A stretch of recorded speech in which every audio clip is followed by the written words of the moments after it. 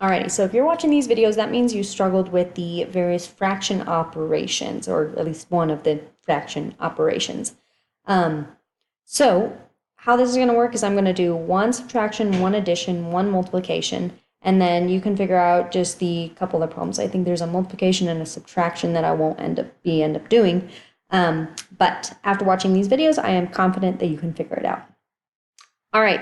So very first step, we are going to do a subtraction problem first. So with subtraction, with fractions, you need common denominators.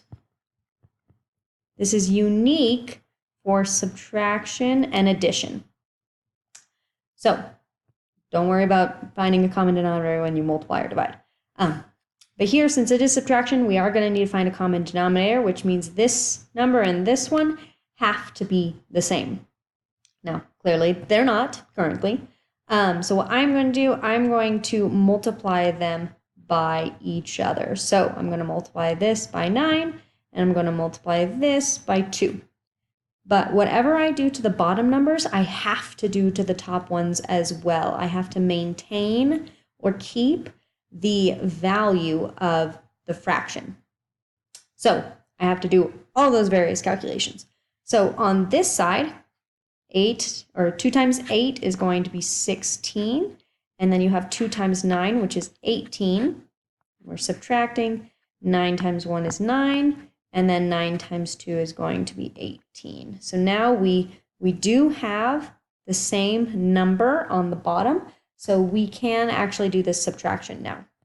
When you subtract fractions, you are going to subtract the tops, and you're going to leave the bottom. So you are not going to do anything to the bottom of the fraction. You are just going to subtract the top. So that means I am doing this subtraction, 16 minus 9, which is going to be 7. And then I am just dragging the bottom number right over. You are not changing it. You are not subtracting it. You are just bringing it right over. Okay?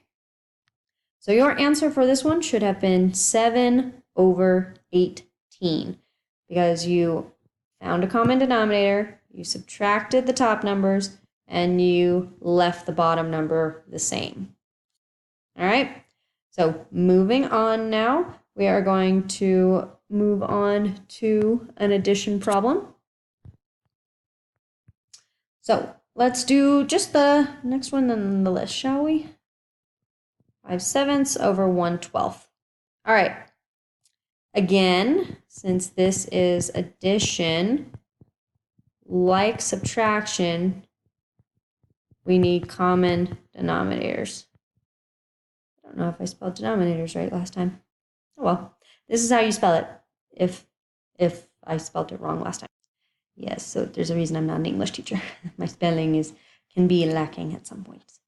Okay, so we do need common denominators, which means that these two numbers have to be the same. Clearly they're not. So again, I'm just going to multiply them by each other. Now, you don't always have to multiply them by each other. You can multiply them by another number to make them both the least common multiple of the two. But that takes a little more explaining. So we're just going to multiply them by each other. Whatever I do to the bottom, I must do to the top as well. All right, and once you do that, let's see on the right here, 12 times 5 is going to be 60. Then 12 times 7 is going to be 84. And we are adding that to 1 times 7 is 7. Again, 12 times 7 is 84. 12 times 7 is the same thing as 7 times 12 because multiplication is what we call commutative. That means you can do it in any order and it doesn't matter. All right, so when we are adding fractions, after we find common denominators, we are going to add the tops and again, leave the bottom number alone. So when I do that, that means I'm doing this addition up top here. So 60 plus 7 is 67. and then I'm dragging the bottom number right over. I am not changing that bottom number. So your answer for this problem is going to be 67 over 84. That is the most simplified version because they do not share any common factors. So that is how you're going to keep it. All right, so we've done addition, we've done subtraction. Let us look at multiplication. The multiplication problem that comes up first here, the only multiplication in this section, is 1/4 times 3/8. So the wonderful thing about fraction multiplication is that you literally just multiply straight across on both of them. And I'm actually going to change the color so you can see what I'm doing. Okay. So 1 times 3 is 3, and 4 times 8 is going to be 32. So literally, you just multiply twice, and you have your answer. So in my opinion, multiplication is my fave because it is. You have two multiplications. You do not need common denominators, so you do not need common denominators. You do not need common denominators, which means this number and this number do not have to be the same. So please don't try and make them the same. That just makes a lot more work for you. And I want you to be able to do this quickly and just more efficiently. All right, and finally, we are going to do a division problem. So the only division with fractions that is on here is going to be this 8/9 and 6/14. So 8/9 divided by 6/14.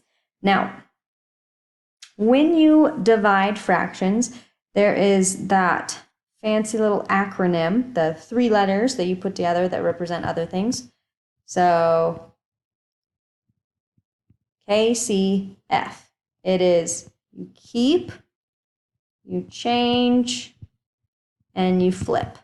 So what that means is you keep the first fraction, you change the sign, so that becomes a multiplication. So we keep the first fraction, change the sign, and flip the second one. So that means I have now 14 over 6. So this flip, it's also called multiply. So with the change in the flip, together you are multiplying by the reciprocal. That's the fancy math word for it. But I think it's much easier just to remember keep, change, flip. So please remember that when you are dividing by fractions. All right, so now, voila, we have a fraction multiplication problem that like the one we just did. So you multiply straight across and straight on the bottom. When you do that, you have 8 times 14, which is 112, over 9 times 6, which is 54. Now, this is not the most simplified version. You can simplify this further if you divide both the top and the bottom by 2. You get 56 over 27. And then if you wanted to go a step further and change it into a fancy schmancy mixed number, you would have to say, okay, 27 goes into 15 how many times? Well, it goes in twice because 27 times 2 is, 2 times 2 is 4, 54. So if I then take that 56 that I had on top and I subtract out what 2 times 27 is, I'm left with 2. So that means 2, this little 2, the number of times that the denominator goes into the numerator, is my big whole number. And then the little 2 that I solved over here, that is the remainder of what I had on the top, goes on top.